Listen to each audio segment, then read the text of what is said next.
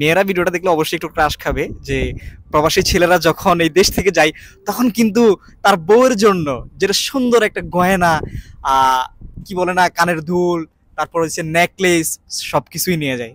আসসালামু আলাইকুম সবাইকে, আমি ইয়াসিন অপূর্ব। প্রবাসী বিনোদন আড্ডায় আপনাদেরকে স্বাগত জানাচ্ছি। আজকে আমার সাথে একজন ভাই রয়েছেন, ওনার প্রবাস জীবনের গল্প শুনবো এবং আপনাদের শোনাবো।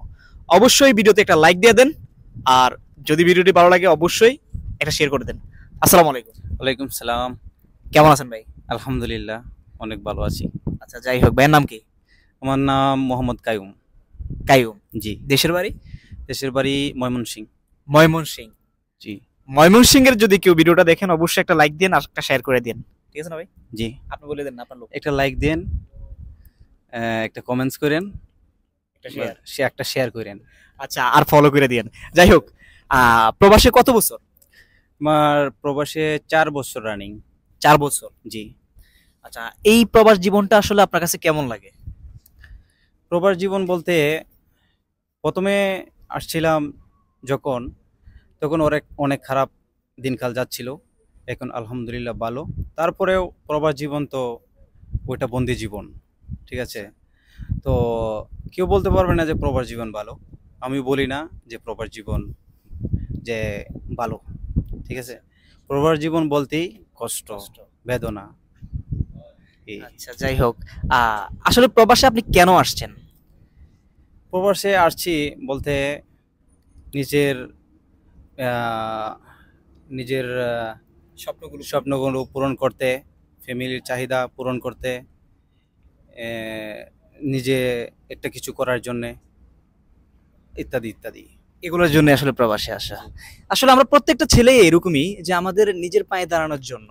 একটা ছেলের জীবনটা হচ্ছে, আপনি যতক্ষণ পর্যন্ত প্রতিষ্ঠিত হবেন না, আপনি কখনো আপনার পরিবার, পরিজন, আত্মীয় স্বজন এবং কি সমাজে কোনোদিন আপনি উঁচু গলায় কথা বলতে পারবেন না।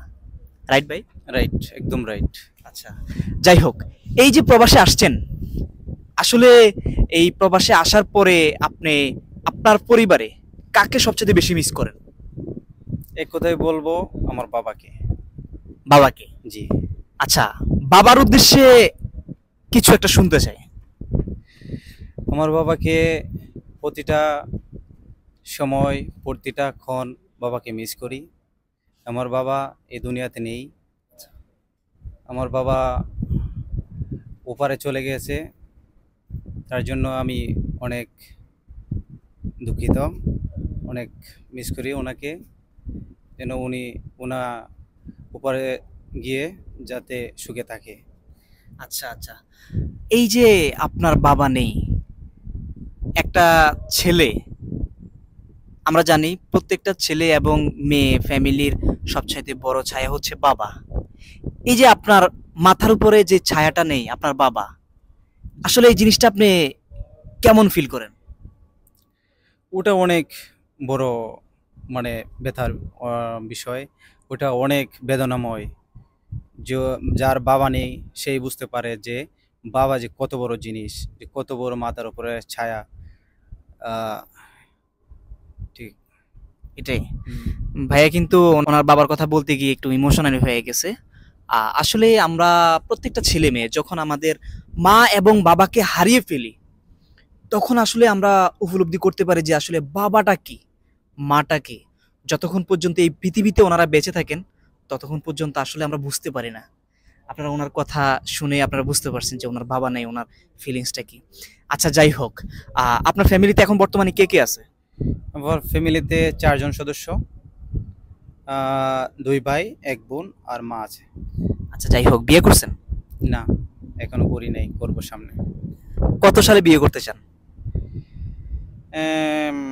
যাবে আর 2-3 বছর যাবে। মোটামুটি সেটেল হওয়ার পরে চিন্তা ভাবনা নিচ্ছি যে বিয়ে শাদী করব, গুছগাছ করিয়া। আচ্ছা, যাই হোক, এই যে বিয়ে করার জন্য যে একটা প্রিপারেশন দরকার, আসলে এই প্রিপারেশনটা আপনার কাছে কতটুকু আছে? প্রিপারেশন আছে, কিন্তু চেষ্টা করতেছি পুরা জিনিসটা একটু গুছগাছ করিয়া তারপরে বিয়েটা করার জন্য। আচ্ছা, আপনি যখন বিয়ে করতে যাবেন দেশে, আপনি আপনার এই যে লাইফ পার্টনার, ওনার জন্য কি নিয়ে যাবেন এই দেশ থেকে? এই স্বপ্ন আছে অনেক কিছু, যা যা লাগে, যা নিলে ভালো হয়, স্বর্ণ, কসমেটিক, যা প্রয়োজনীয় জিনিস, তার সব কিছু নিয়ে যাওয়ার প্ল্যানিং আর কি। আচ্ছা যাই হোক, মেয়েরা ভিডিওটা দেখলে অবশ্যই একটু ক্রাশ খাবে যে প্রবাসী ছেলেরা যখন এই দেশ থেকে যায় তখন কিন্তু তার বউয়ের জন্য যেটা সুন্দর একটা গয়না, কি বলে না, কানের দুল, তারপর হচ্ছে নেকলেস, সবকিছুই নিয়ে যায়। এই জন্য অনেক মেয়েরা আছে প্রবাসীদেরকে অনেক বেশি ভালোবাসে। আচ্ছা, কিছু কিছু মেয়েরা আছে যে প্রবাসীদেরকে পছন্দ করে না, এই বিষয় নিয়ে আসলে আপনি কি বলতে চান? আসলে বলতে, প্রবাসীরা মনের দিক থেকে অনেক ভালোবাসে ওনার স্ত্রীকে, কিন্তু সব মেয়েরাই ওটা বুঝতে পারে না। যারা প্রবাসী আছে তারা মনের দিক থেকে মহিলা তার স্ত্রীকে অন্তরের দিক থেকে অনেক গভীরভাবে ভালোবাসে।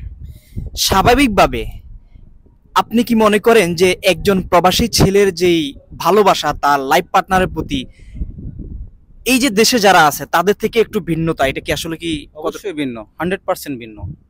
যেমন? যেমন বাহিরে চলে আসে স্ত্রীকে রাইকা, তো একটা যে মনের একটা টান, ওটা অনেক ভালোবাসার দিক থেকে অনেক গভীরতার টান থাকে। যে প্রবাসে চলে আসে স্ত্রীকে রাইকা, কিন্তু দেশে থাকলে ওই টানটা ওদের ভিতরে জন্মায় না, কিন্তু প্রবাসে থাকলে ওই টানটা গভীরভাবে অন্তরের দিক থেকে কাজ করে আর কি। আচ্ছা যাই হোক, এই যে আমি আপনার কাছে একটা জিনিস জানতে চাই, সেটা হচ্ছে আপনি তো এখন বিয়ে করেন নাই।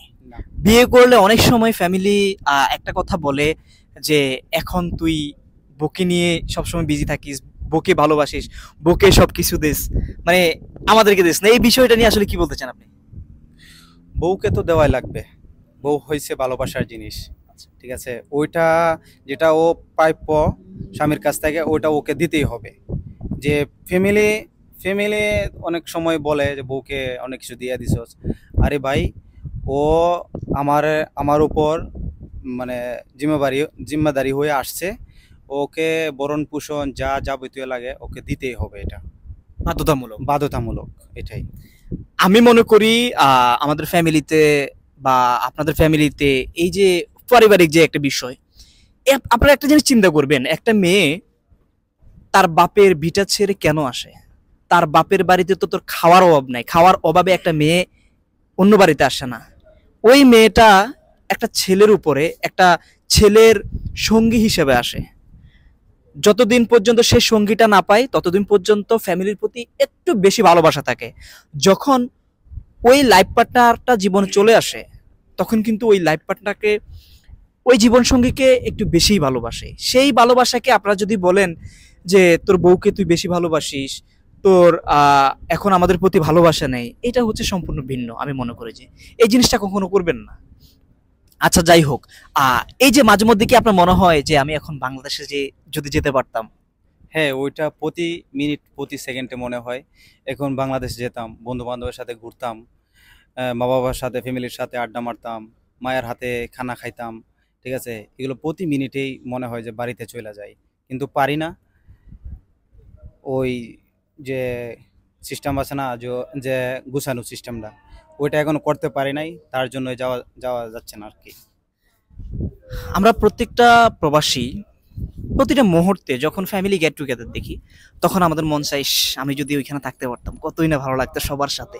এই জিনিসটা কিন্তু আমাদের প্রবাসীদের ভাগ্যে জুটে না। যাই হোক, এই প্রবাসে আসার পরে আপনার জীবনে কোনো এরকম কষ্টের কোনো কাহিনী আছে কিনা? কষ্টের কাহিনী আছে, বহুত আছে। একটু শুনতে চাই। যে আমাদেরকে নিয়ে আসছে দুবাইতে, ও আমাদেরকে অনেক কষ্ট দিছে, আঘাত দিছে মনের মাঝে, কথার আঘাত, টাকার আঘাত, অনেক কিছু দিয়েছে, ও আঘাত দিয়েছে। সে আঘাত বলতে গেলে এখন থেকে 2 ঘন্টাও শেষ হবে না। ছোট্ট করে বলেন। ওই সময় মতো টাকা দেয় নাই, দিতে চাইছে না, কোম্পানির অবস্থা ভালো ছিল না, ফ্যামিলির টাকা ঋণ করে আসছিলাম, ফ্যামিলির টাকা, ওইদিকে ঋণের চাপ, এদিকে টাকা পাচ্ছি না। তো কাজ সাপ্লাই কোম্পানিতে আছি, ওই কাজ ঠিকঠাক মতো আসছিল না, এইগুলো বিভিন্ন ঝামেলা, আর কথায় অনেক আঘাত পাইছি। যাই হোক, আসলে আমরা কিছু কিছু প্রবাসীরা যখন এখানে আসি, এই যে বিভিন্ন সিচুয়েশনে পড়ে, তখন কিন্তু অনেক কথা শুনতে হয় বিভিন্ন যাদের মাধ্যমে আসা হয়, রাইট? জি জি। এই জিনিসটা আসলে মানে মেনে নেওয়াটা অনেক কষ্টসাধ্য, কারণ একজন প্রবাসী তার ফ্যামিলির দিকে তাকিয়ে সে কিন্তু এই প্রবাস থেকে আবার ফিরে দেশে যেতে পারে না।